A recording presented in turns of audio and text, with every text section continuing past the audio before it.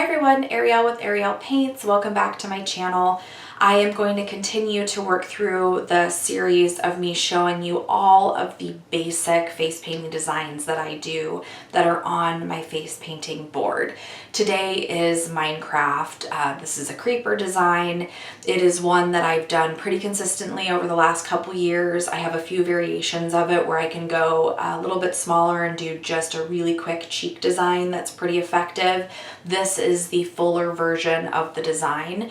So I hope you guys enjoy it. Stick around. I'll show you how I paint it. It's pretty easy and a really good staple to have in your arsenal when going on gigs. I am starting with a 3/4 inch brush and a green split. This one is well loved and needs a little repair, but it'll do just fine. Try to pick something that has a little bit of a darker green edge or black, which is always great when you are painting on the job. To pick a cake that has a dark edge, you're going to do less line work. There is a tiny bit of line work in this, but not precision line work.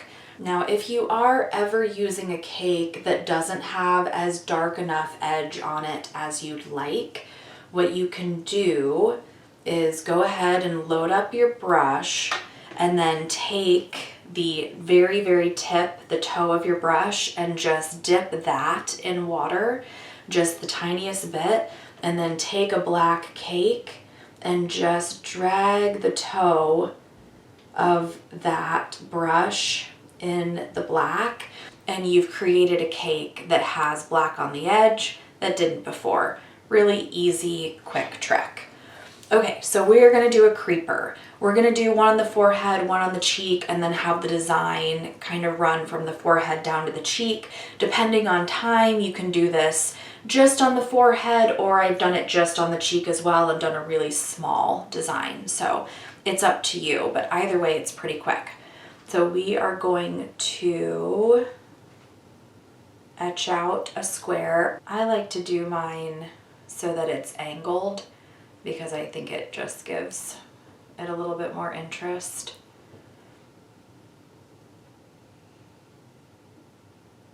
Billy, honey, is that you? Thought I heard breathing.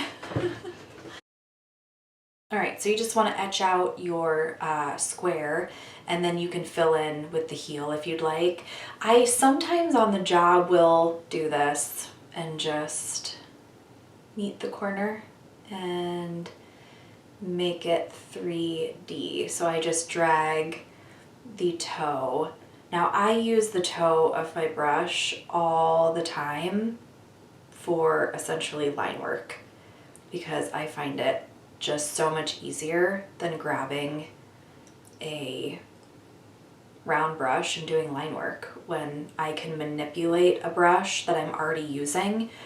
So go ahead and turn that into more of a 3D box if you'd like. And then I'm gonna do a little bit of a smaller one right here. And I don't even think I'm gonna etch out both sides. I think I'm just gonna do that. Before I do any other detail, I want to do something in the background here, and this BAM stencil, it is 1027 with the blocks, is just perfect.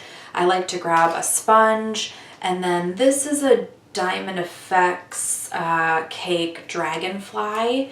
This is just turquoise and green. You can grab any green turquoise cake that you like. Blue would work too, but I love the turquoise in this, and it has just enough green. So I'm gonna go ahead and load up a larger sponge because I want this to have pretty good coverage. And then I'm also gonna make sure that I have a smoothie blender that has some black on it, because we're gonna do a little bit of an illusion trick here. All right, so I've got my sponge loaded. You can see my stencil is well loved and a little dirty here. To clean your stencils, just run it under a little bit of water and gently press your fingers around the design and just work that paint out of it. But this one is dirty from my last gig. All right, so I'm gonna go ahead and just go in one direction and stamp on my color. And then to give this a little bit of depth, I'm just gonna grab that Star Blends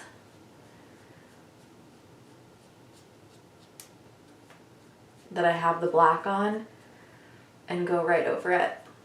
And it's just gonna create a little bit more interest and immediate shadow to give it a little bit more pop. So I want some of that detail over here as well. So I'm gonna take my stencil, same sponge, I'm well loaded, so don't need to reload my sponge and do some more. And I'm gonna show you guys the difference of what it looks like with and without the Star Blends added. It's fine, it's not bad without it, but adding just a little bit of that black Star Blends adds in some depth that it otherwise would not have with just the blue. So now let's see if I can line this back up and do the same thing on this side. That's gonna be the challenge. Hold on. All right, so I think I've got it pretty lined up. I'm just gonna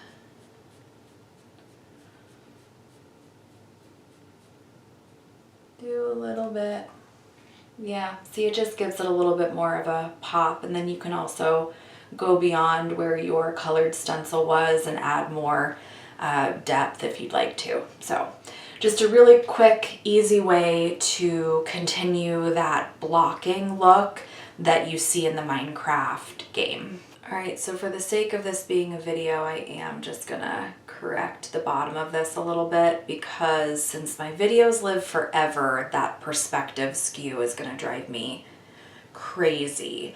But I can guarantee you that if this was on the job, I would never, ever, ever fuss over that kind of stuff, because no one is criticizing you on the job the way you criticize yourself. So you have to kind of train yourself not to worry too much about it. All right, so that's a little bit better. This is a straighter line, where before it was dipping up a little bit and would have driven me nuts. Okay, so for this back part, you can go ahead and just kind of fill in loosely with the heel just to throw some color on there. And I think I'm just gonna have this come up a little bit more too. Just a trick if you're running out of paint on your sponge and you can tell if you're pressing and pushing and nothing's coming out, you can drag your sponge too and really kind of suck out every last bit of paint. So there we go. So I've never played Minecraft, but I've seen it, looked up images, and it is very pixelated, so the squares tend to work really well. And then he has an axe and he breaks stuff. So we're gonna add little cracks as well, and then we're gonna add the detail of his face. Now I like to use a dagger brush for this, because I like to use the dagger brush for the cracks. I also, when I'm on the job, will just use the dagger brush to do the detail. Now, since the dagger brush does have a round edge, that can be a little harder to do the detail. So grab a flat, smaller brush if you'd like to. I have done it with this brush so many times that it's pretty easy for me, but I recognize that's not going to be easy for everyone. What I do like to do though on the job is use as few brushes as possible and not move to different brushes if I don't have to. So for the sake of showing you exactly what I would do, I'm going to use the dagger brush, but again, use a flat brush if you'd rather. So little efficiencies that you can create on the job really do add up and make your life easier, but they can take some time to get used to. So I'm gonna go ahead and get this dagger brush loaded up, and then we're gonna do I'm gonna have to look into my little mirror here to do this part. So we're gonna do one little square eye, and then we're gonna do another one. The key to doing squares or rectangles that are sharp with the dagger brush is to do one side, kind of sharpen it out, and then flip it and use the toe of that dagger brush to etch out both squares. And then I just go right down into what is the little guy's mustache and make that rectangle, and then I just keep rotating my brush so that I get the shape that I want. This is much easier on someone else and not on myself. And then I always just think of it as like a little mustache that he has. So I go in and create the little mustache. And then you can clean it up with the edge. For the one on the bottom, I don't usually do the face. I'll usually just go and etch out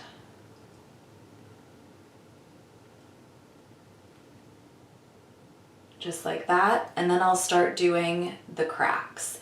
The reason I like to use the dagger brush is because this is my favorite brush to do tiger stripes, cracks in skull faces, because you can do these ultra thin lines, and then if you press down, you get this nice thick look as well. So I'm just gonna go around the design and add some cracks, making sure to add some kind of bigger areas so that it looks like this is getting split apart by the creeper's axe.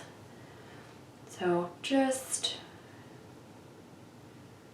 add those where you'd like. I like to have it kind of trail off and taper towards the end so that it does look intentional and has some composition to it. I'm going to start up here from this corner, push down, and then just drag. And this is something that you can do very quickly to get that effect. I'm going to do one more up here, drag that around, and then a couple more little cracks. Do one coming from this side.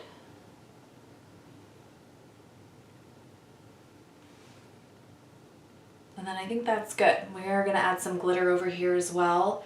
So that is pretty good for the cracks. Love using the dagger brush for that. So I'm going to add a little bit of highlight with some white. So I'm just going to grab a number 4 round brush and grab some white.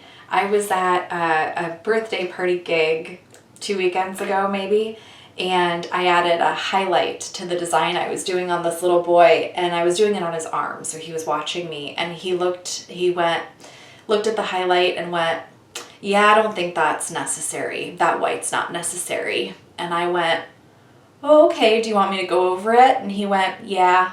I went, "Okay." So I grabbed the paint and I got rid of the white highlight.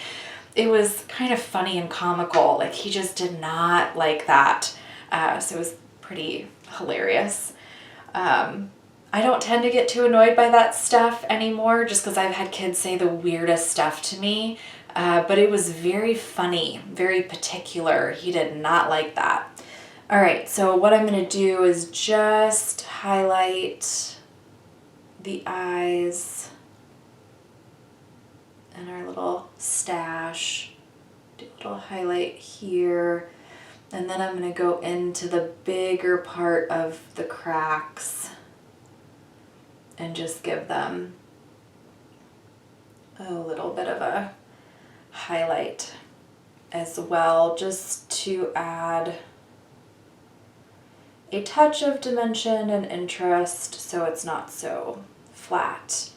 But keep in mind whenever doing these steps, depending on the amount of time you have, you can eliminate this kind of stuff. This specifically is something that can be eliminated. And I'm just going to dry brush and drag some white on the sides here.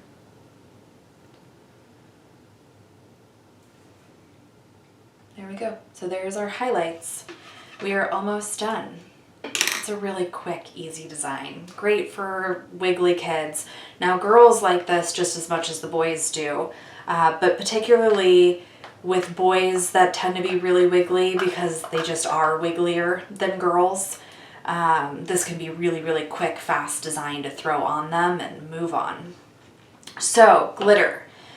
I've mentioned it in my last video as well, but we'll mention it again. I've been asking everyone, do you like glitter? Do you want glitter? Girls, boys, adults, it doesn't matter. A lot of them say, no, I hate glitter. I don't like the feeling of it. Don't want to clean it up, whatever it is. And I go, okay. So I kind of plan the design as if I might not be putting glitter on it and I might be able to put glitter on it. But there are still plenty of people that do like glitter, including little boys. So ask the little boys, and they most likely are going to say yes. So for this design, I love using this vivid glitter. I think it's a UV glitter and glows in the dark, but I almost don't do any night gigs, so I just use it with my regular designs. And it's this awesome yellow neon. I've loved this one for years. I also have this really pretty green that is just perfect. So when I can, I tend to combine them both. So I'm gonna start with my little dauber, my little plastic applicator, and this is wax based, and I'm gonna scrape a little bit of that glitter out, and I'm gonna go right here in the corner. Now, when applying glitter, you also want to think of glitter as being a shape, especially when you're doing it down here on the corner where I tend to put a lot of glitter. I'm gonna apply it in a triangle. Doesn't mean it has to be a perfect solid triangle, but I'm still creating a shape from the glitter so that I continue to reinforce my composition of the design. It just helps continue to move the eye. So I've got some dark green glitter there. I think we should put some here as well. So I'm gonna throw a little up here.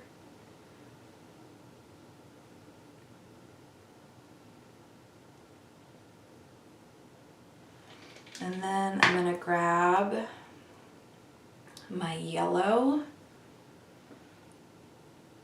and throw that in a few spots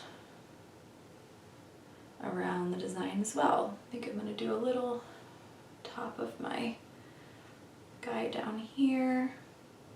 And a little bit of chunky glitter goes a long way because it is very textured and very chunky. So you don't need a ton. It lasts forever. I think I'm just gonna add it right to my little mix of glitter here. Since this is wax based, it doesn't immediately harden, so you can continue to go back and manipulate it, add it in. If you get some in a place where you don't want it, just push and scrape it back to where you do. And then if I have some extra glitter, I'm just gonna throw it right on top of our little guy. All right, so there you have it. A very easy and quick, effective Minecraft creeper design. I hope you guys like this video. Please like and subscribe to my channel. It really does help me continue to make free content for you guys. Thank you so much for watching, and I will see you in my next video.